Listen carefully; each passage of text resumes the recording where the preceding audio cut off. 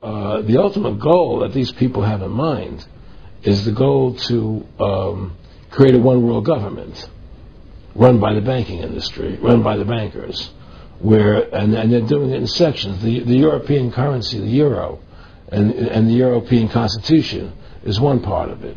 Now they're trying to do it in America with the North American Union, right? And they want to create a new currency called the Amero, right? And the whole agenda is to create a one-world government where everybody has an RFID chip implanted in them. All money is to be in those chips, right? There'll be no more cash. And this is given me straight from Rockefeller himself. This is what they want to accomplish. And all money will be in your chips. And so instead of having cash, anytime you have money in your chip, they can take out whatever they want to take out whenever they want to. If they say you owe us this much money in taxes, they just deduct it out of your chip digitally. Total control. Total control. And if you're like me or you, and you're protesting what they're doing, they can just turn off your chip. And you have nothing. You can't buy food. You can't do anything. It's total control of the people. And that chip's connected to a database that has your purchasing records, what you do, what everything. You sell. Everything is in there, you know? And so they want a one-world government controlled by them, everybody being chipped, all your money in those chips, and they control the chips, and they control people, and you become a slave. You become a serf to these people. That's their goal. That's their intentions. Aaron, can you be specific about when you met Rockefeller, how it happened in these discussions? I met Rockefeller through a female attorney I knew who called me up one day and said, one of the Rockefellers would like to meet you. I had made a video called Mad as Hell, and he'd seen the video and wanted to meet me and knew I was running for governor of Nevada. So sure, I'd love to meet him. And I met him, and I liked him, and he was a very, very smart man. And we used to talk and share ideas and thoughts. And he's the one who told me 11 months before 9/11 ever happened that there was going to be an event. Never told me what the event was going to be, but there was going to be an event. And out of that event, we were going to invade Afghanistan to run pipelines from the Caspian Sea. We were going to invade Iraq, you know, to take over the oil fields, establish a base in the Middle East, and make it all part of the New World Order.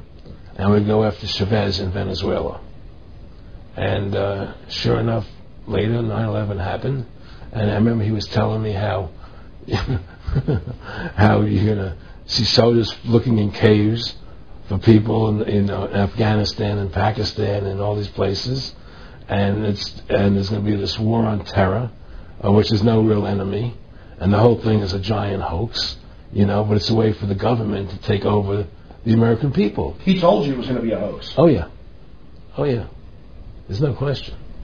He says, there's going to be war on terror, and he's just laughing. There's no... Who are we fighting? I mean, why do you think 9/11 happened, and then nothing's happened since then? Do you think that our security is so great here that these people who pulled off 9/11, who were able to, can't knock down another plane? Come on, it's ridiculous. 9/11 was done by people in our own government and our own banking system to perpetuate the fear of the American people and to subordinating themselves to anything the government wants them to do. That's what it's about, and to create this war, this endless war on terror. And that's why and that was the first lie. And the next lie was going into Iraq, you know, to get Saddam Hussein out with his weapons of mass destruction. That was the next lie. Now, specifically, this was a little over 6 years ago. This was 11 months before 9/11. Yeah. And Nick Rockefeller, he's a lawyer. He's become your friend over the previous years, and he's saying to you that there's going to be this big event, and then out of that we're going to have a war on terror, and it's just going to go on and on. Right. An endless war on terror without any real enemy. That you can never define a winner. And did he say that it's going to be perfect because you can't define an enemy? It just goes on and on? Yeah, because you can't define a winner. There's no one to beat, so it goes on and on forever. And they can do whatever they want. They scared the hell out of the American public. Look, this whole war on terror is a fraud. It's a farce. It's very difficult to say it out loud because people are intimidated against saying it. Because if you say it, they want to make you into a nutcase. But the truth has to come out. That's why I'm doing this interview. The fact of the matter happens to be that the whole war on terror is a fraud. It's a farce. Then here there's a war going on in Iraq because we invaded Iraq. And people over there fighting, you know. But the war on terror, that's a joke, you know. And until we discover what really happened on 9/11 and who was responsible for 9/11, because that's where the war on terror emanates from. That's where it comes from. It was 9/11 that allowed this war on terror to begin. And until we get to the bottom root of 9/11, the truth of 9/11, we'll never know about the war on terror. Aaron, you said that